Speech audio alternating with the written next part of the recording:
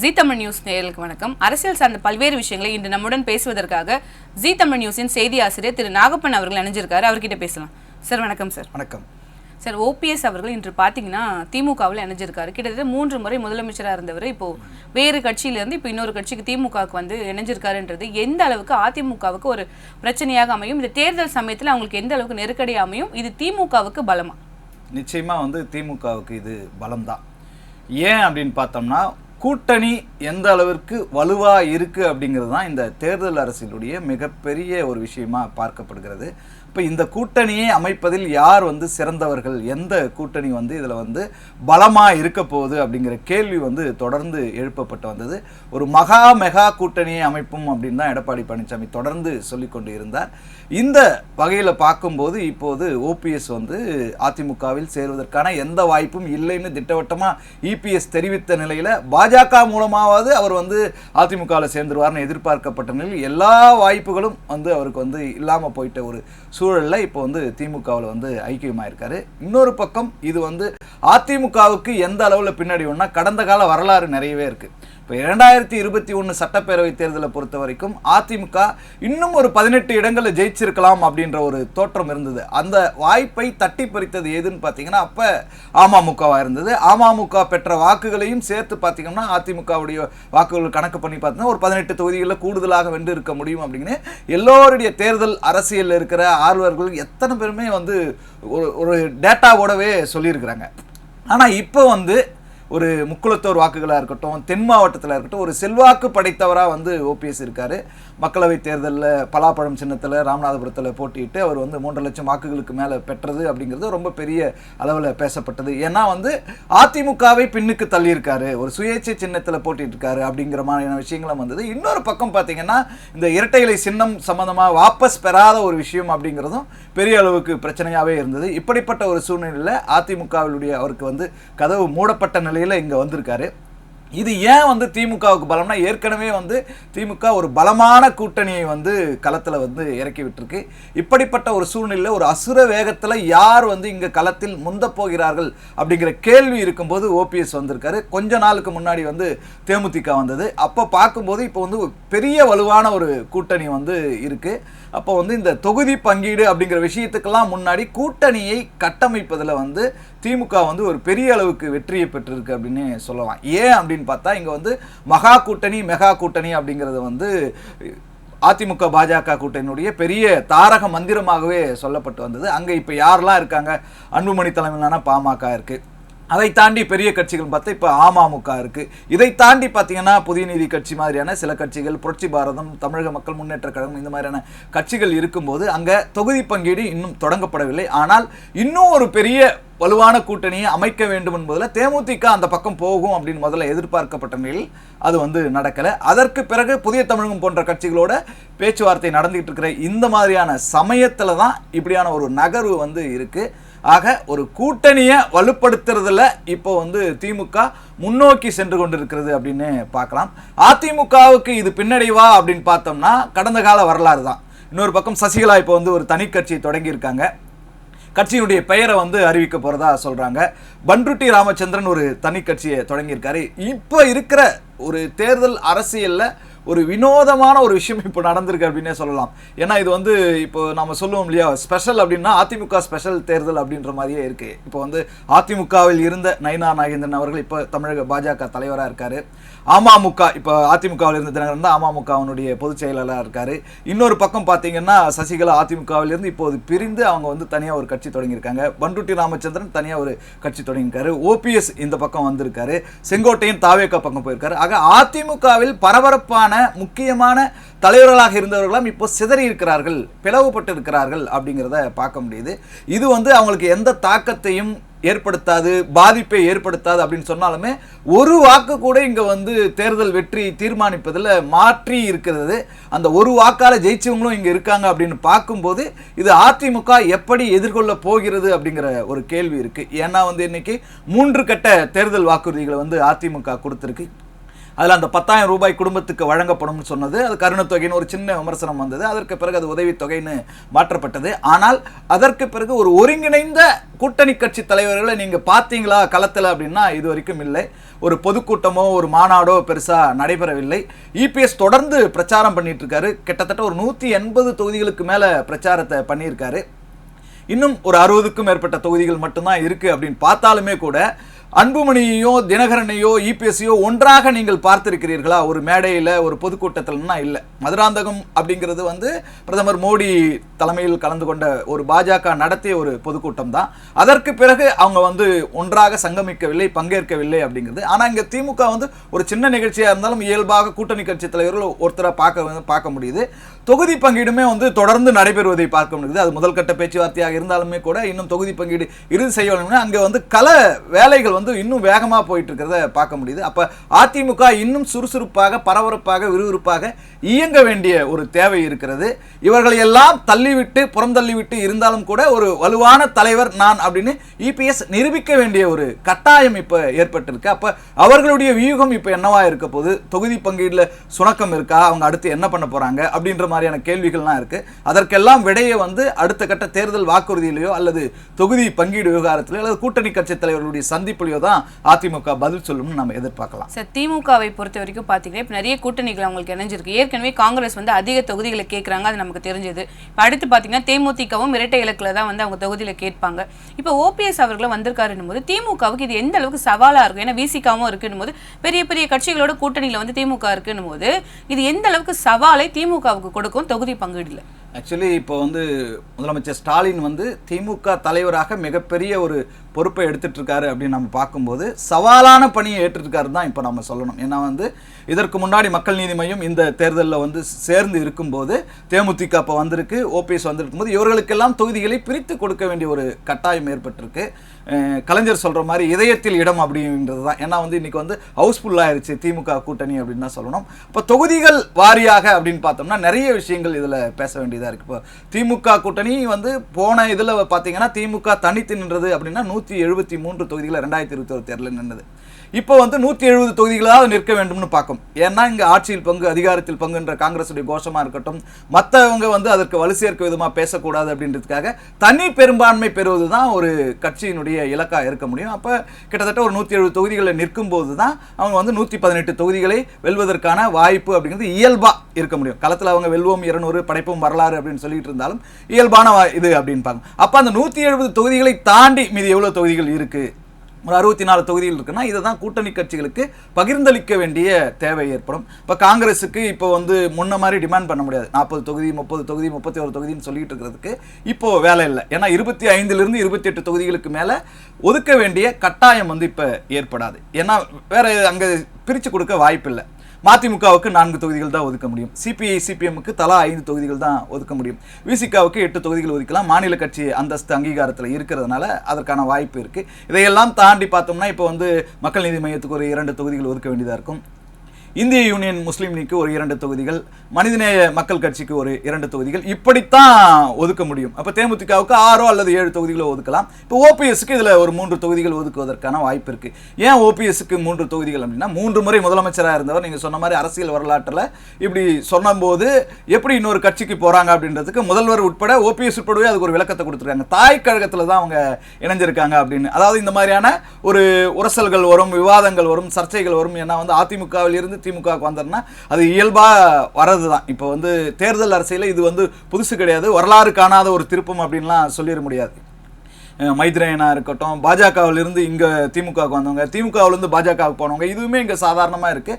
அதே சமயத்தில் மனோஜ் பாண்டியன், வைத்தியலிங்கம் வந்து ஓபிஎஸ் ஆதரவாளர் ஏற்கனவே இங்கே வந்திருக்காங்க. மக்கள் நீதி மையம் அதிகமாக பேசப்பட்ட ஒரு கட்சி. அந்த கட்சியிலிருந்து ஏற்கனவே மகேந்திரன் பத்மபிரியா வந்தாங்க, அப்புறம் தான் கமல்ஹாசனே வந்தார். ஏன் காங்கிரஸும் திமுகவுக்குமான உரசல் அப்படிங்கிறது வரலாறு எடுத்து பார்க்கும்போது காங்கிரஸ் ஆட்சியை எதிர்த்து தான் திமுக வந்து ஆட்சியை பிடித்தது. இப்போ அவங்க கூட்டணியில் இருக்காங்க அப்படின்னும் போது இந்த கூட்டணி அப்படிங்கிறது தேர்தல் நேரத்தில் அப்படிங்கும்போது இது சாதாரணமாக தான் பார்க்கப்படுகிறது. இது மக்கள் மனதில் வந்து பெரிய தாக்கத்தையோ பாதிப்பை ஏற்படுத்துறதில்ல. சொல்றது கரெக்ட். அப்படி பார்த்தா கூட இப்ப நீங்க சொன்ன யாருமே முதலமைச்சரான இருந்தது இல்ல. இப்ப கமல்ஹாசனை பொறுத்த வரைக்கும் ஒரு புதிய கட்சியை தொடங்கியவர். அப்படிதான் இப்ப காங்கிரஸும் அப்படிதான். ஒரு பெரிய மைத்ரேன் யாரா இருந்தாலும் ஒரு பெரிய பவர்ல இல்ல, ஒரு மினிஸ்டரா இருந்திருப்பாங்க, இல்லைன்னா ஒரு எம்எல்ஏவா இருந்திருப்பாங்க. ஆனா 3 முறை முதலமைச்சர் அப்படிங்கிறது ஒரு பெரிய விஷயமா தானே பார்க்கணும். ஏன்னா இதை வந்து திமுகவினர் ஏத்துப்பாங்களா ஓபிஎஸ் அவர்கள் இப்படி கட்சி மாதிரி வந்தது?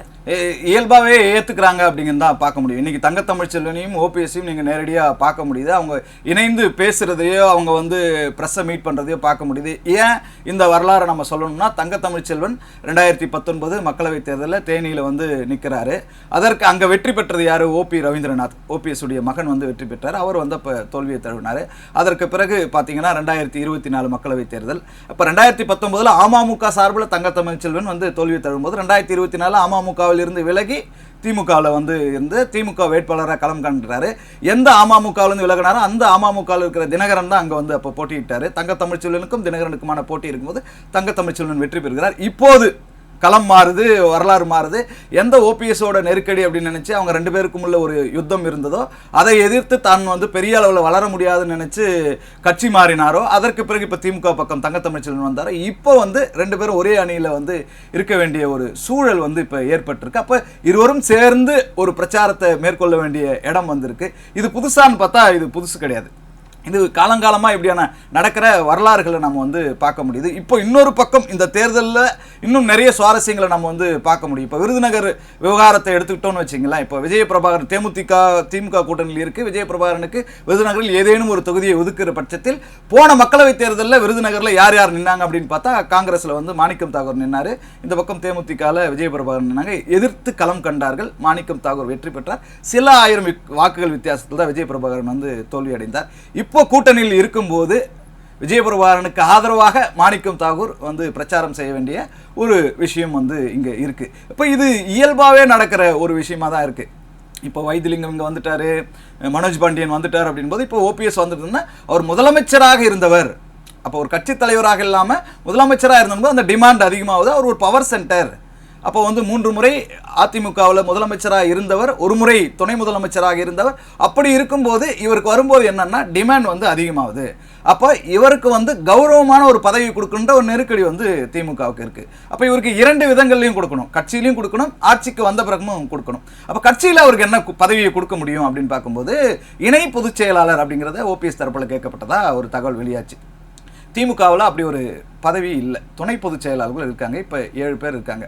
இப்போ ஐ பெரியசாமி இருக்காரு, ஆராசா இருக்காங்க, கனிமொழி கருணாநிதி இருக்காங்க, அந்தியூர் செல்வராஜ் இருக்காங்க, திருச்சி சிவா இருக்காங்க, இப்போ பொன்முடி, அமைச்சர் சாமிநாதன், இவங்கெல்லாம் இருக்காங்க. அப்போ 8வது துணை பொதுச் செயலாளராக ஓபிஎஸ் இருப்பதற்கான வாய்ப்பு இருக்குது. அந்த உத்தரவாதம் அளித்த பிறகுதான் அவர் இதில் சேர்ந்திருப்பாருன்னு வச்சுங்களேன். ஒருவேளை இதையெல்லாம் தாண்டி தேர்தல் அரசியலில் என்னவா இருக்கும் அப்படின்னா 3 சீட்டுகள் அவருக்கு வந்து கொடுக்க வாய்ப்பு இருக்குது. அதில் ஒரு சீட்டு வந்து ஓபிஎஸ் அவர் போடி தொகுதியில் நிற்க வாய்ப்பு இருக்குது. அடுத்து பார்த்தீங்கன்னா 2 தொகுதிகள் இது பண்ண வாய்ப்பு இருக்குது. அந்த 2 தொகுதிகள் மற்றவர்களுக்கு அப்படின்னு பார்த்தா அவருடைய உசிலம்பட்டி தொகுதி எம்எல்ஏவாக இருந்து இப்போ அவரோட சேர்ந்து ராஜினாமா பண்ணிட்டு திமுகவில் இணைஞ்சு ஐயப்பனுக்கா இருக்கும். இன்னொரு தொகுதி ஒரு ஆதரவாளருக்கு ஒதுக்கலாம், அல்லது ஓபி ரவீந்திரநாத்துக்கோ அல்லது இன்னொரு மகன் ஜெயபிரதீப்புக்கோ ஒதுக்கலாம். அப்போ இது நடக்கும். இதையெல்லாம் தாண்டி ஆட்சிக்கு வந்த பிறகு ஓபிஎஸ்க்கு உரிய கௌரவம் என்ன செய்யப்படும்? எம்எல்ஏ சீட் கிடைச்சா போதுமா அப்படின்னா சபாநாயகர் ஆக்குவதற்கான வாய்ப்பு இருக்கு. அப்ப இபிஎஸ்ஐ முதலமைச்சர் ஆக்கக்கூடாது, அந்த வேட்பாளராகவே கருதப்படக்கூடாது அப்படிங்கிறது தான் ஓபிஎஸ் உடைய முழக்கமாக இருந்தது. தினகரனுடைய முழக்கமாக கூட அது இருந்தது. ஒரு கட்டத்தில் தினகரனுக்கும் இபிஎஸ்க்குமான சமரசத்தை பாஜக ஏற்படுத்தி கொடுத்தது. அவங்க சமரசம் ஆயிட்டாங்க. இது பங்காளி சண்டை, அண்ணன் தம்பி மாதிரி அப்படின்னு சொல்லிட்டாங்க. ஆனால் ஓபிஎஸ் அந்த ஒரு விருப்பத்தை அவர் வந்து எந்த ஒரு இது இல்லாமல், நிபந்தனையும் இல்லாமல் நான் வந்து அதிமுகவில் இணையறேன்னு சொன்ன பிறகு ஏற்றுக்கொள்ளப்படாத போது இப்போது வந்து அவர் வந்து இபிஎஸ்ஐ முதலமைச்சராக ஏற்க முடியாது அப்படின்ற விஷயத்தையும் இன்னைக்கும் அவர் வந்து பிரஸ் மீட்ல சொல்றாரு. அப்போ அவருடைய நோக்கம் என்னவா இருக்கு? ஏதோ ஒரு கட்டத்தில் ஏதோ ஒரு இடத்துல அதிமுகவை வீழ்த்த வேண்டும், அல்லது அதிமுகவை தாண்டி தான் வெற்றி பெற வேண்டும் அப்படின்ற ஒரு இடத்துல அவர் போய் நிற்கிறாரு. அப்படி போய் நிற்கும் போது அங்கே இருக்கிற விஷயம் தான் சபாநாயகர்னும் போது அவருடைய குரலை கேட்டு அவருக்கு செவிமடுத்து தான் பதில் சொல்ல வேண்டிய ஒரு கட்டாயம் ஏற்படும். ஒருவேளை அதற்காக கூட அவர் வந்து ஓகே சொல்லியிருக்கலாம். ஆமாம், இது வந்து காலத்தினுடைய கையில் தான் இருக்குது, மக்களுடைய தீர்ப்பின் அடிப்படையில் இருக்குது. அதிமுகவில் பயங்கர எதிர்ப்பு இருக்குது. ஏன்னா வந்து அவர் வந்து ஒரு துரோகி, அவர் வந்து ஒரு கைக்கூலி, இப்படி ஒரு மோசமான வேலையை வந்து அவர் செஞ்சுட்டாரு அப்படின்னு சொல்றாங்க. இன்னொரு பக்கம் அவர் ஏற்கனவே திமுகவுடைய வந்து ஏற்கனவே தொடர்பில் இருந்தார் அப்படின்னு சொல்றாங்க. அதற்கான எந்த வாய்ப்புமே முகாந்திரமே இல்லை. சில ஊசலாட்டங்கள் இருக்கும்போது அவர் சமீபத்தில் சந்திச்சது பேசுறது அது ஒட்டி சில நிகழ்வுகள் நடந்திருக்கலாமே தவிர ஆரம்பத்திலிருந்தே 2017-18 காலகட்டத்திலிருந்தே திமுகவுடன் தொடர்பில் இருந்தார்னு சொல்றதுக்கான முகாந்திரங்கள் இல்லை. இது வந்து அதிமுகவில் எந்த ஒரு தொண்டனாலும் இவ்வளோ வருஷமா இருந்தவங்கள இயல்பாக வெகு சீக்கிரத்தில் ஏற்றுக்கொள்ள முடியாது. ஆனால் இந்த பக்கம் திமுக என்னவா இருக்கும், இது பாஜகவிற்கும் திமுகவுக்குமான போர். இந்த போர்ல ஒரு மதச்சார்பற்ற முற்போக்கு கூட்டணியை ஆதரிப்பதற்கு இந்த மாதிரி ஒரு பலம் பொருந்திய அணிக்கு அவர் வந்திருக்காரு, ஒரு பக்குவமான தலைவர் வந்திருக்காரு, அதனால நாங்கள் வரவேற்கிறோம் அப்படின்னு சொல்றாங்க.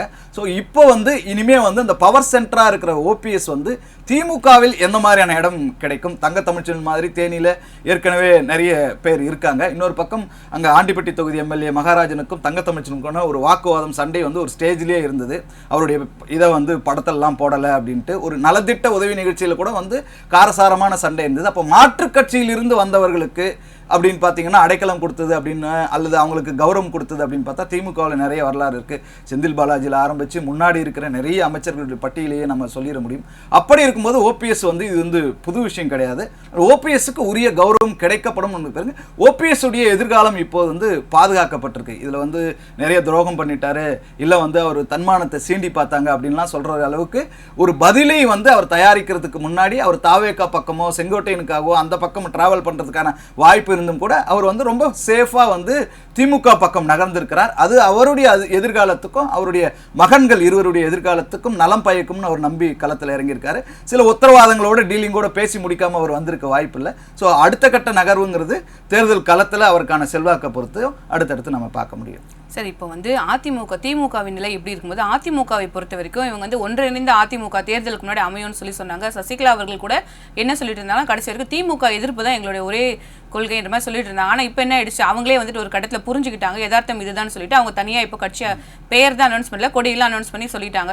ஓபிஎஸ் அவர்களும் இப்போ இங்கே வந்து சேர்ந்துட்டார். டிடிவி தினகரன் நீங்கள் சொன்னது அமமுக தனி கட்சி வச்சுட்டு அவர் ஒரு இணைப்பு தான் பண்ணியிருக்காரு. இப்படி சிதறி கிடக்கும் பொழுது இப்போ செங்கோட்டையன் அவர்களும் தாவேக்காக போயிருக்காரு, நீக்கப்பட்டவர் அங்கே போய் சேர்ந்துட்டாரு போது இப்படி சிதறி கிடக்குது அதிமுக வந்து ஒருங்கிணைந்த அதிமுக இல்லை அப்படின் போது இது எந்த அளவுக்கு அவங்களுக்கு பாதிப்பு? ஏன்னா பாஜகவுடன் அதிமுக கூட்டணி அப்படிங்கிறதே ஒரு நெகட்டிவான விஷயமாக பேசப்பட்டுட்டு தான் இருக்கு. ஏன்னா சிறுபான்மையினர் வாக்கு வந்து பாஜக பக்கம் பெரும்பாலும் எப்போதுமே இருக்காது அப்படிங்கிறது அதிமுகவுக்கும் தெரியும்ன்ற பட்சத்துல இப்போ சசிகலா அவர்கள் 40 தொகுதி கிட்ட அவங்க தனியார் ஆட்களை இறக்கி ஏன் தொகுதியில் நான் பண்ணுவேன் போது நீங்க சொன்ன மாதிரி தினகரன் ஏற்கனவே அவரால் 18 தொகுதி அதிமுக இழந்துச்சுன்னா சசிகலா அவர்கள் இந்த முறை பண்ணாலும் அதே நிலை வந்து வரக்கூடிய வாய்ப்பு இருக்கு. எப்படி சமாளிக்கும் அதிமுக? இல்ல அதிமுக வந்து ஓபிஎஸ்ஐயோ சசிகலாவையோ ஒரு கட்சியினுடைய பிரதிநிதியா ஒரு தலைவரா பார்க்கல, தனிநபர்களா பார்க்குது.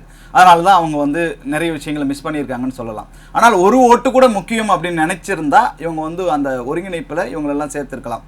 ஆனால் அது ஒரு கட்சியினுடைய முடிவு, கட்சியினுடைய பொதுச் செயலாளருடைய முடிவு. நம்ம அது அந்த உட்கட்சி விவகாரத்துக்குள்ள பெருசாக நம்ம சொல்ல முடியாது. ஆனால் இது எந்த அளவுக்கு பாதிப்பை ஏற்படுத்தும்னா நிச்சயமா ஓரளவுக்காவது பாதிப்பை ஏற்படுத்தும். ஏன்னா சிதறி கிடப்பதற்கான வாய்ப்பை இபிஎஸ் வந்து கொடுத்திருக்கிறார், அதை தவற விட்டிருக்கிறார் அப்படின்னு தான் சொல்லணும். இப்போ வந்து தினகரன் இணைவு அப்படிங்கிறது சாத்தியமானது பாஜக மூலம் தான் அப்படின்னு நம்மளால புரிஞ்சுக்க முடியுது. அதே சமயத்தில் ஓபிஎஸ்ஐயோ சசிகலாவையோ சேர்ப்பதன் மூலமாக அந்த ஒருங்கிணைந்த அதிமுக அப்படிங்கிற வாதத்துக்கு வலு சேர்த்திருக்கலாம். இப்போ வந்து ஒருங்கிணைந்த அதிமுக அப்படின்னு சொல்ல முடியுமான்னா சொல்ல முடியாது.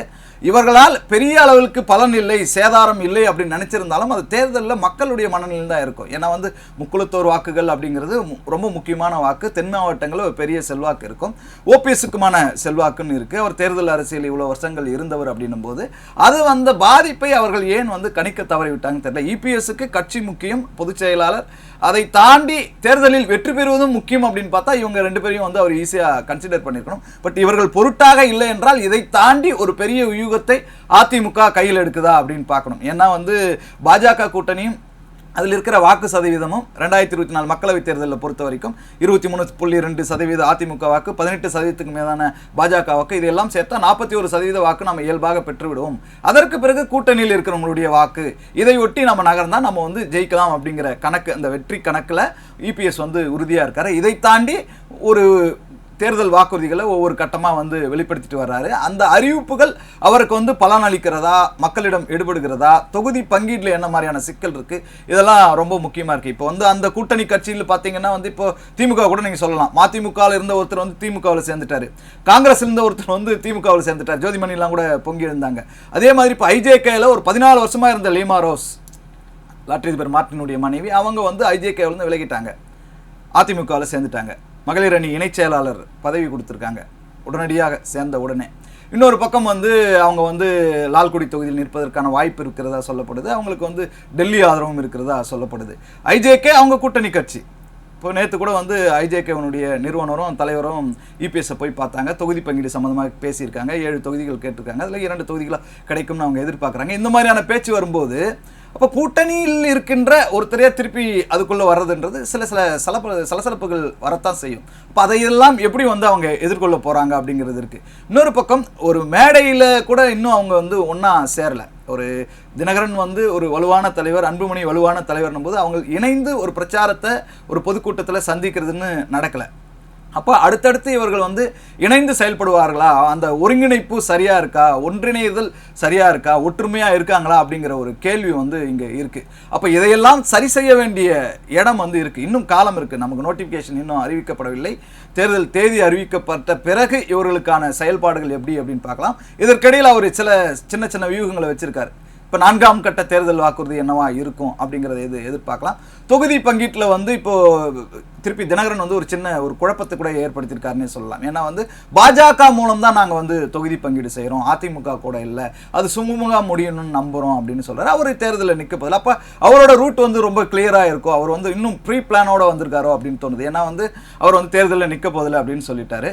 அம்மாவினுடைய ஆட்சியை தருவது தான் எங்களுடைய குறிக்கோள் அப்படின்னு சொல்கிறாரு. இப்போ அம்மாவினுடைய ஆட்சியை தருவது எங்கள் குறிக்கோள் போது சுமூகமாக நிறைய தேர்தல் வேலைகள் பார்க்க வேண்டியது இருக்குன்னு சொல்கிறார். அப்போ அவர் ராஜ்யசபா எம்பி ஆகி மத்திய அமைச்சர் ஆகணும் அப்படிங்கிற அந்த கனவோடு அவர் போகிறாரா அப்படிங்கிற மாதிரியான ஒரு விஷயம் தொடர்ந்து ஓடிக்கிட்டு இருக்கு. அப்போ இதையெல்லாம் சரி செய்து சமாளிக்க வேண்டிய இது இருக்குது. இதுக்கு முன்னாடி ஒரு மாநிலங்களவை தேர்தல் மார்ச் 16 இருக்கும்போது 2 சீட்டு தான் இப்போ அதிமுக இருக்கும்போது அந்த 2 ராஜ்யசபா சீட் யாருக்கு அப்படிங்கிற ஒரு கேள்வி எழுந்திருக்கு. இப்போ அன்புமணி தான் அதிமுக தலைமையிலான கூட்டணியில் இணைந்தவர் போது அவருக்கு ஏற்கனவே 18 தொகுதி ப்ளஸ் ஒரு ராஜ்யசபா சீட் பேசப்பட்டதாக தகவல் வெளியாகி இருக்கு. அப்போ அவருக்கு ஒரு சீட் கொடுத்தாங்கன்னா இன்னும் ஒரு சீட்டு தான் அதிமுகவுக்கு இருக்குது. ஏற்கனவே 9 முறை எம்பி தம்பிதுரை இருந்திருக்காரு. இப்போ 10வது முறையாக அதற்கான வாய்ப்பு இருக்குது. இன்னொன்று கட்சிக்காக ஒருத்தருக்காவது சீட்டு ஒதுக்கணுன்ற இது இருக்குது. அப்போ ஜி.கே. வாசனுடைய நிலை என்ன ஆகும் அப்படிங்கிற ஒரு கேள்வி இருக்குது. டிடிவி தினகரனுடைய நிலை என்ன ஆகும்ன்ற கேள்வி இருக்குது. அப்போ 2 ராஜ்யசபா சீட்டுக்கு 4 பேரோட போட்டி இருக்கும்போது என்ன நடக்கும் அப்படிங்கிற ஒரு கேள்வி இருக்குது. அதுவுமே கூட ஒரு நெருக்கடியை ஏற்படுத்தலாம். திமுக கூட்டணியும் அந்த மாதிரியான